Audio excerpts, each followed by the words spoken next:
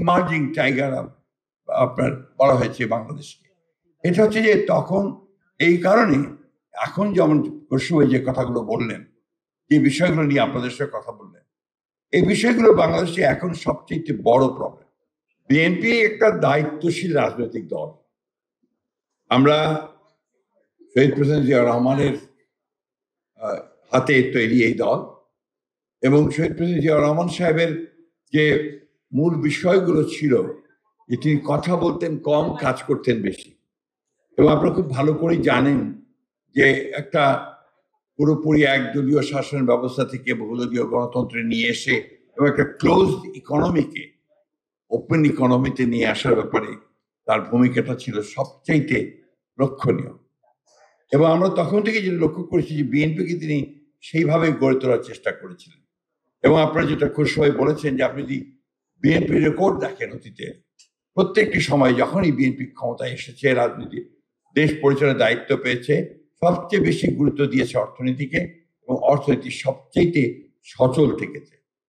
আজকে যে বিষয়টার উপরে আমরা সবচেয়ে বেশি গুরুত্ব দিতে চাই সেটা হচ্ছে যে সাধারণ মানুষগুলো যেন ভালো থাকে, আমাদের কৃষকেরা যেন ভালো থাকে, তার সমস্যার সমাধান যেন করা যায়, আমাদের শ্রমিকেরা তারা যেন তাদের শ্রমের ন্যায্য মূল্য পায়, এবং অর্থনীতিতে যেন একটা স্টেবিলিটি, একটা স্থিতি অবস্থা থাকে, এবং ম্যাক্রো ইকোনমিক্সটা যেন শক্তভাবে দাঁড়ায়। এটা হচ্ছে সামগ্রিকভাবে আমরা জিনিসটাকে সেভাবে দেখি। সেই জন্যই আপনারা লক্ষ্য করেছেন যে প্রত্যেকবারই বিএনপি যখন রাষ্ট্র পরিচয়ের দায়িত্ব পেয়েছে, বিএনপি বিরুদ্ধে অন্তত এই কথা বলা যায়নি যে বিএনপি অর্থনীতি ধ্বংস করে দিয়েছে। বিএনপি অর্থনীতিকে সচল করেছে, এবং এমনও বলা হয়েছে যে Bashundhara public school and college 2026 শিক্ষাবর্ষে ভর্তি চলছে। ইমার্জিং টাইগার আপনার বলা হয়েছে বাংলাদেশকে। এটা হচ্ছে যে তখন এই কারণে এখন যেমন কৌশল যে কথাগুলো বললেন, যে বিষয়গুলো নিয়ে আপনাদের সাথে কথা বললেন, এই বিষয়গুলো বাংলাদেশে এখন সবচেয়ে বড় প্রবলেম। আমি ব্যক্তিগতভাবে মনে করি যে বাংলাদেশে ব্যবসায়ীদের ব্যাপারে আসলে চিন্তা ভাবনাটাও পরিবর্তন করা দরকার। এখানে সম্ভবত ডক্টর ইনামুল হক সাহেব এই কথা বলেছেন যে চোর ধরা ব্যাপারটা না থেকে এখানে ট্রাস্টের ব্যাপারটা খুব ইম্পর্টেন্ট।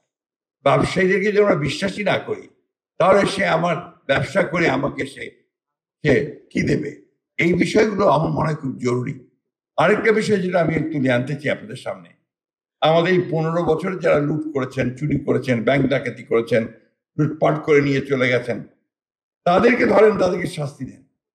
তাদের যে ইন্ডাস্ট্রিগুলো আছে, তাদের যে শিল্প কলকারখানা আছে, সেগুলোতে যে হাজার হাজার মানুষ কাজ করছে, সেগুলো বন্ধ করে দিয়ে যে 14 লক্ষ বেকার হয়ে গেছে শুনলাম কিছুদিন আগে, তারা যাবে কোথায়?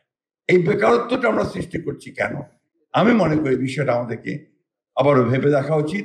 এই কারখানাগুলোকে আমরা কিভাবে চালু করতে পারি, এই প্রতিষ্ঠানগুলোকে আমরা কিভাবে এই মানুষগুলোর কর্মসংস্থানের সৃষ্টি করতে পারি, সেটা আমাদের দেখা দরকার।